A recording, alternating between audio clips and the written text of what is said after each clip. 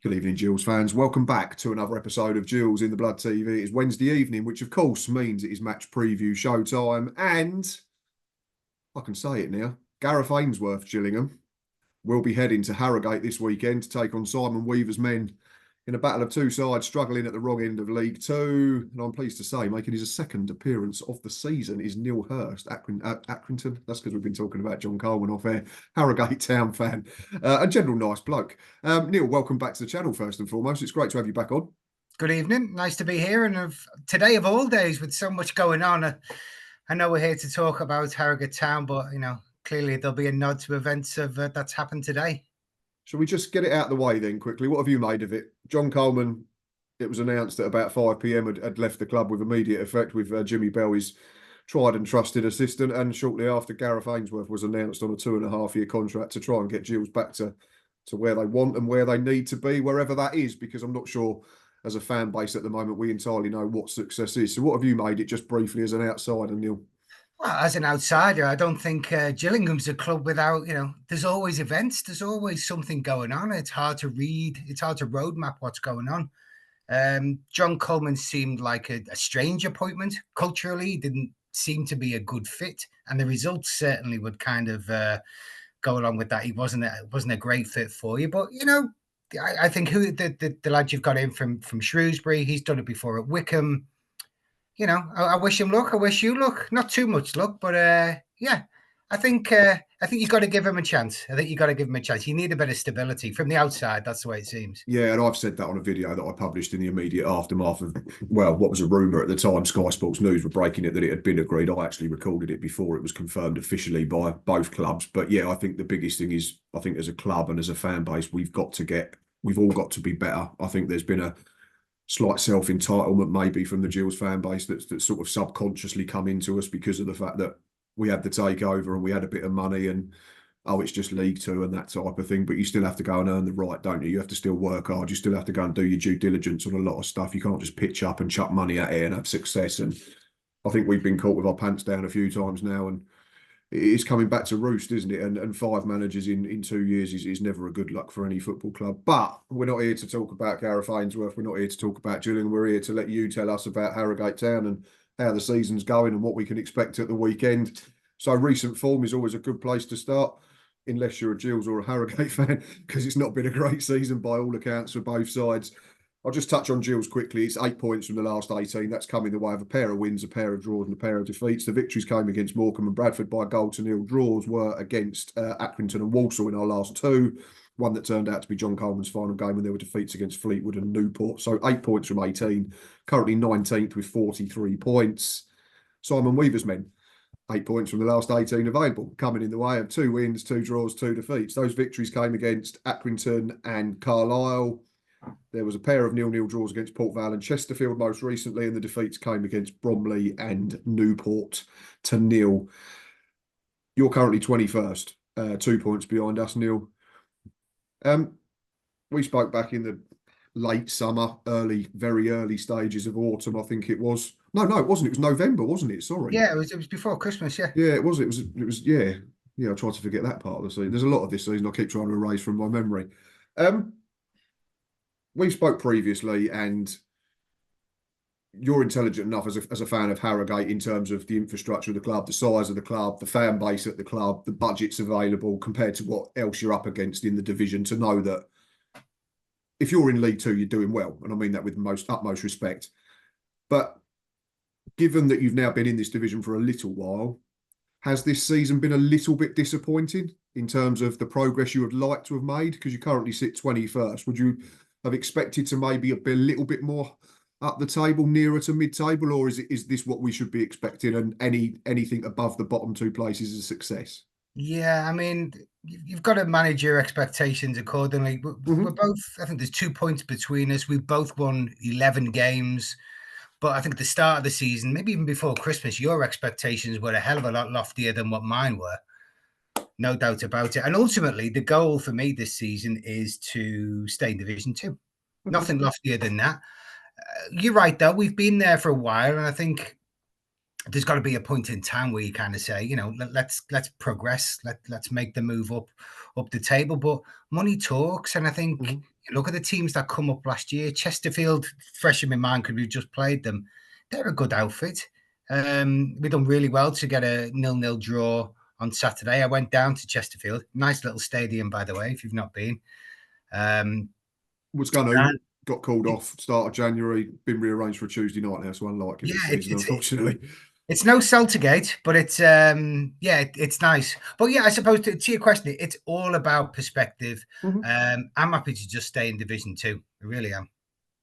Well, that's fair enough, and that's what this is what the purpose of these chats is, because I want to find out, because I can make assumptions from the outside looking in, like you can do about my football club, but until you talk to someone that's living it and breathing it and going to the games every week or whatever, it's a much better way of getting a perspective from inside the club, or as close to damn it, you know what I mean. One goal in your last 4, 29 all season in the league, which incredibly is 2 less than us. I mean, and we've been woeful in front of goal. We've only get 31, so 60 goals between us. Yeah. It doesn't scream 4 all for starters. And I guess looking at them numbers, without digging too much deeper, it's fairly clear why both teams are where they are this season, isn't it? Because you can't keep relying on your defence to keep you out of trouble. If you're going along at less than a goal a game, you're making it very hard for yourself to pick up victories. Yeah, I had a quick look at the figures before, and yeah, you're not exactly prolific in front of goal, and we're definitely not. But at the back, you look. I mean, the goals conceded looks pretty good for Gillingham, and it's not so bad for Harrogate Town, really. If you look at the teams in the bottom half, I've got to call out Anthony O'Connor, Jasper Moon, and Belly, the goalkeeper. They've been really good this season. They've had a lot of work to do. I mean, Belly, he could be the best keeper in the division for me. He's really good and has kept us in it. But yeah, the goal scoring's been the problem for us. And, without sounding like a smart ass, at the start of the season, there were 2 areas that kind of stood out that were concerning. There was we lacked physicality in the midfield, which has been addressed in the January transfer window with Ben Fox coming in from Northampton and Bryn Morris coming in from Newport County. Got a bit more muscle, a bit more height. But the other thing that was glaringly obvious was the striking options. The Evergreen Muldoon, we've got Marchie, we've got a lad from lower league in the January window as well. But and that's come home to roost. Part of it is playing style as well, but the personnel and the strikers, we should have really filled that gap, I think, in my opinion, subject to funding, of course.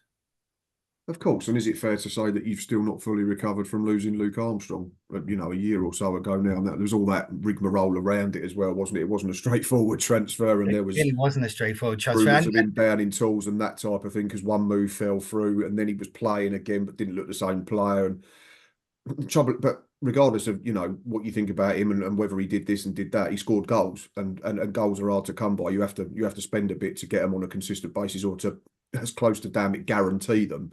Damn right. Yeah, and I think there's that's not right. Loads of clubs that can spend silly money on strikers at this level. That's why it's League Two. Yeah, and I think Luke Armstrong, he was a very physical lad. He could play up front on his own and hold it up and wait for them midfielders to come forward.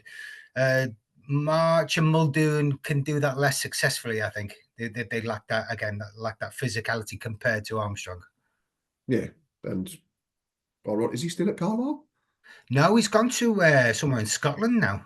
That's what's gone. I was going to say Hibernian or Hearts. I'd seen he's moved on. Yeah, so I mean, we wish him all the best. But yeah, it's always tough, isn't it? And it's the nature of the beast. And we've said this plenty of times as fans of lower league clubs, that if someone does well, invariably someone higher up the food chain come and gobbles them up and takes them off your hands, and that's how you survive. That's always the way. I mean, I've seen Kane Ramsey, who moved from Harrogate to Charlton Athletic. He's been doing a hell of a job down there.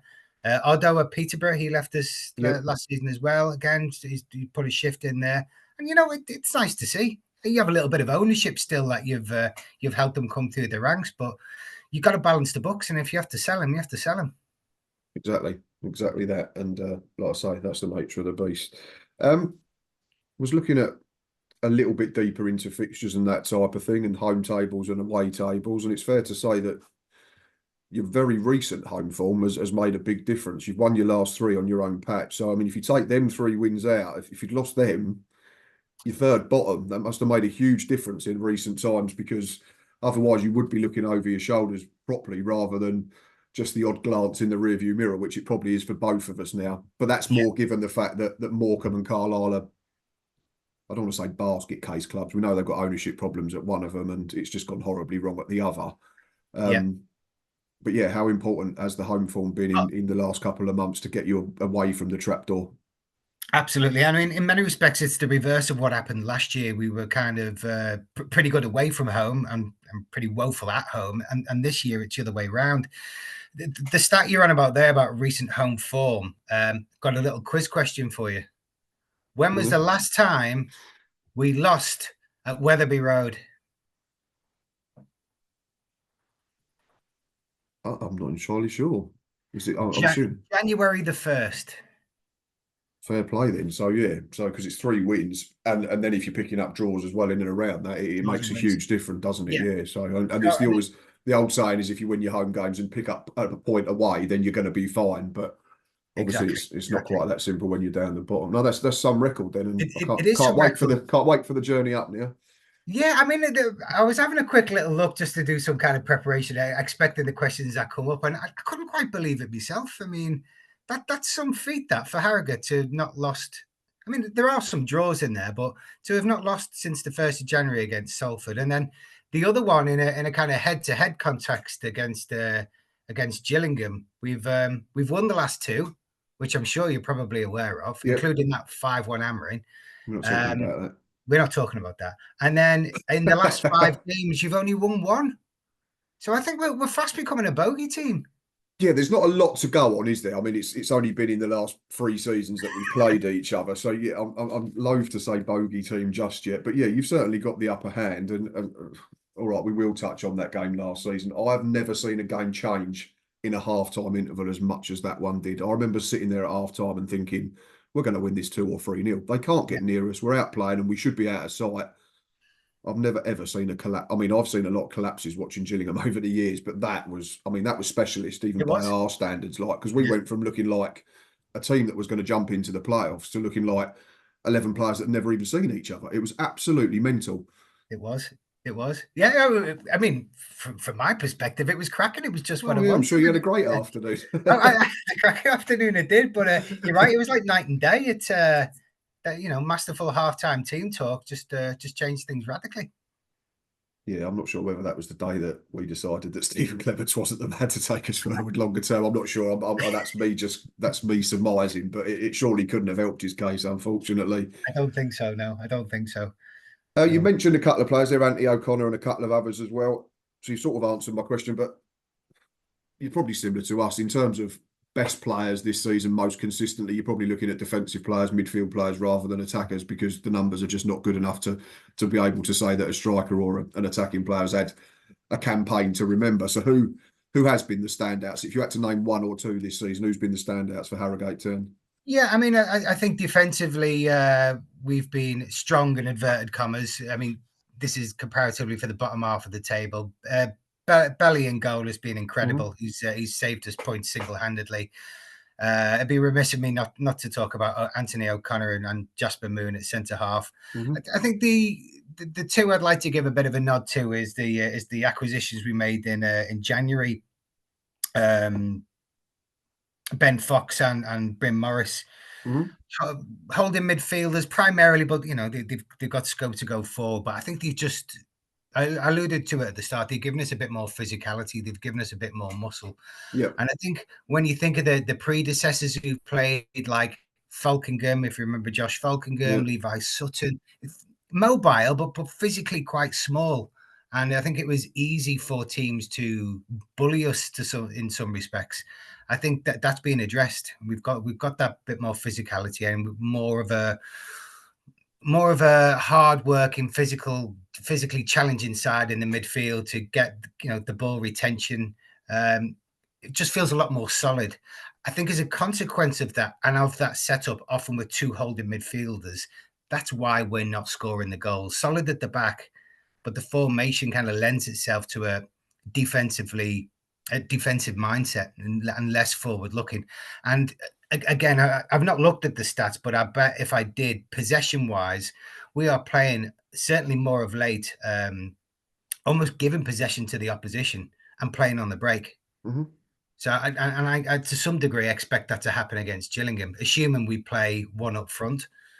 I would expect that to be the same again. That you're going to have more of the ball, and we'll look to score for the break and from set pieces. But whatever works. No idea given Tuesday's news because we've got no idea how we're going to set up and what the style will be now. So it's No, just complete that's a bloody guesswork. good point.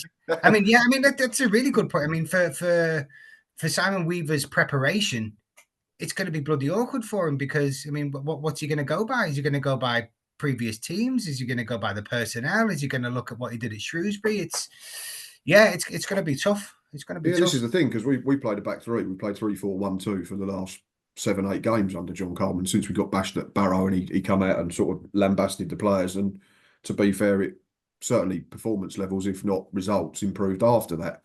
Yeah, But you're talking about the bare minimum, and that's people running hard and playing for the shirt for 90 minutes, which should be expected. But yeah, obviously it's all new. I've not had loads of time to sort of have a look at what Gareth Ainsworth has done at Wickham, and then QPR is probably not the best sort of no thing to look at because it's a different level, isn't it? The Championship, but obviously it's a Shrewsbury struggling in League One's closer to where we're at in League Two. So it'd be interesting to see how we line up. I'm assuming the players generally have Wednesday off, so he's only going to have a couple of training sessions. So it might just be a case of you almost go with the same shape as what we've seen previously, just because the players are used to it and that's what they've been playing over the last few weeks. But yeah, there could be a couple of shocks in there, but are you feeling safe now? Are you with your points tally? I mean, you are absolutely. I think it's the two in there that go down, and that's purely because they've been so inept at everything and more inept than the rest of us. And that's, it's no glowing reference for us and Tranmere and yourselves and all that are around it. But yeah, I think everyone's safe because Carlisle and Morecambe have been sadly hindered by various issues, which has meant that their performances on the pitch have not been good enough and they've not garnered enough points. You're expecting them to pick up probably 50% of what they've already got in the last 10 games, which I can't see happening. So yeah, we'll be safe, but not through anything that we've done well. Similar to yourself, I suppose, to a degree. I mean, like you said, expectations are different. We were expecting to be in the top 7 if you looked at every sort of social media outlet that covers the League Two at the start of the season, whereas people would have probably said you'll be in the bottom third of the table. So in that sense, you're whereabouts you should be, whereas we have failed absolutely massively again. Exactly, and whatever gets you through. I mean, if we stay in the league by virtue of two teams, on and off the field troubles, so be it. I don't really give a monkeys. No, and of course we don't want teams to go out of business and that type of thing, which I think no, is the fear with Morecambe. no, But yeah, no. you have to look after yourselves at the end of the day, and that's exactly Absolutely. that. Yeah. Right, we've spoken about the 5-1 game, so we've got that out of the way. We've spoken about Gills. Score prediction then, but just looking at it, there's only been 5 meetings in the league, Neil, between the two sides. 1 win for Gills, 1 draw, and 3 wins for Harrogate. And if you look at your place, it's a win and a draw. So for yourselves, and it's 5 goals to 1. There was a 0-0 draw, boring, a couple of seasons ago, and then that game that we've already mentioned. We can mention it again if you want. You can go on. Enjoy yourself. It's fine, honestly. I'll just mute it for 2 minutes. It's fine. It'll be all the more painful when you do win on Saturday. It'll just be. I'm hoping we get more manager bounce off this one than we did off Coleman. Well, you've got the new manager bounce, haven't you? You got the new manager. That's what I'm saying. We was meant to have it off John Coleman. It took him 9 attempts, so I'm not entirely sure it's a thing anymore. I'm not convinced. I don't know. I think. I mean, looking at, he's been fairly consistent, Simon Weaver, with the shape and generally the personnel as well, subject to who's fit. He'll play 4 at the back. 4-2-3-1 has been his kind of go-to. On a personal note, I'd rather probably him try 2 up front. In the last game against Chesterfield, he played 2 strikers, but he played March up front and Muldoon off him a bit deeper. But I mean, in terms of prediction, I think you drew 0-0 in your last game against Walsall, didn't you? Which is, Yeah, last 2 have been draws. 0-0 at home to Walsall, and then a 1-1 draw at Accrington a couple of weekends ago as well. Yeah, so that's credible. And the fact that we drew 0-0 against Chesterfield, although it was proper sketchy towards the end, proper backs against the wall stuff. But you look at our scoring record, you're not exactly prolific. I mean, if it ended up 0-0, it would kind of sum up the season, certainly for you, but in many respects for us as well. So it was a bit of a boring and highly predictable one. You would probably say 0-0, but you know what? They might just say, you know what, balls to it. We're almost safe. Let's go for it. Let's throw caution to the wind. Let's play 5 up front each, and just have a proper little ding dong. I'll have half of what you're drinking, mate. Cheers. Yeah, yeah, and to you, sir. No, I think sensible hat on says that it's going to be a low scoring game, and yeah, 0-0, 1-0. I can't get away from either of them score lines. It's another point on the board, and it's probably another step closer to definitive safety for both sides. And yeah, I'd imagine, and at least it's another step towards the season ending, because it's not been enjoyable for both sets of fan bases. But no, coming up for a first visit, myself and my daughter, so looking forward to it. Oh, you coming up? You coming up? Are you? Yeah, we're coming up. Yeah, we're on the coach at 6:15 or something ungodly. Yeah, so looking forward to it. Yeah, so new ground. Been told the pies are excellent. So even if the football lets me down, the pies are meant to be really good. The pies are good. The pies are good. So I think it's. I'm not from round here, but it's a thing in Yorkshire to have pie, peas, and mint sauce. Sounds good to me. But yeah, no, it's good, and the gravy is very good. They make it with beer as well. So yeah, no, it's nice. It's an intimate little ground. I don't know whether there's a standing section to the long side, and then behind the goal there's seats. So I don't know where you're going to be situated. Tickets upstairs. I've not looked at it that closely yet. I'll find out when I get there. That's half of the surprise, isn't it? That's the mystery and the enjoyment of turning up. Yeah, as long as it's got a roof, we'll be happy. Yeah. So yeah, we enjoyed it. To me, it seems like it's going to be similar to Accrington. It's a club that doesn't have huge resources, but makes the most of the space and what they have got. And yeah, really looking forward to it. Like I say, even if it is just for the pastry. No, that's good. And I think I've got to go to Gillingham. I'm going to Wimbledon away in a couple of weeks, so we're looking forward to that. But I've got to tick Gillingham off the list before you get promoted. Or relegated, yeah. I never said that. No, I did, because I've watched us a lot. You haven't. Neil, as always, it's been a pleasure. It's always good to try and bring some humour to these chats, especially when it's two teams that are struggling down the bottom. So I do appreciate your time, and I appreciate your knowledge as well. Thank you very much. All right, pal. Take care. All the best. Thank you very much. Gills fans and Harrogate fans, if you are still watching at this point, you know it's always appreciated. Please continue to hit that like button, and please consider pressing subscribe. It is free to do so. We'll be back Saturday for Matchday Live. Like I say, myself, Ava, and also Nick will be on the coach very early, heading up to Harrogate to take in another game and another Matchday Live. And of course, one of the world-renowned pies. But until then, I hope you've had a good week. And most importantly, up the Gills.